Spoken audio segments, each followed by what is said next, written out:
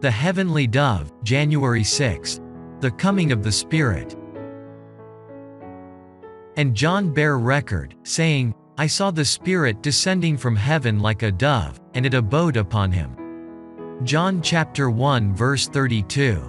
Christ is our example in all things. In response to his prayer to his Father, heaven was opened, and the Spirit descended like a dove and abode upon him. The Holy Spirit of God is to communicate with man, and to abide in the hearts of the obedient and faithful. Light and strength will come to those who earnestly seek it in order that they may have wisdom to resist Satan, and to overcome in times of temptation. We are to overcome even as Christ overcame. Jesus opened his public mission with fervent prayer, and his example makes manifest the fact that prayer is necessary in order to lead a successful Christian life. He was constantly in communion with his Father, and his life presents to us a perfect pattern which we are to imitate. He appreciated the privilege of prayer, and his work showed the results of communion with God.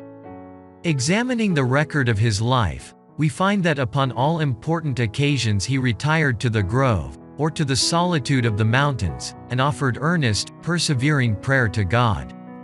He frequently devoted the entire night to prayer just before he was called upon to work some mighty miracle.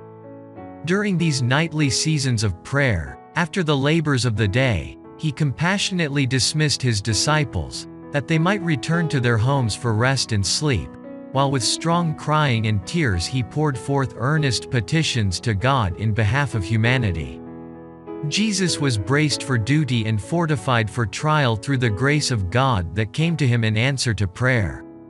We are dependent upon God for success in living the Christian life, and Christ's example opens before us the path by which we may come to a never-failing source of strength, from which we may draw grace and power to resist the enemy and to come off victorious.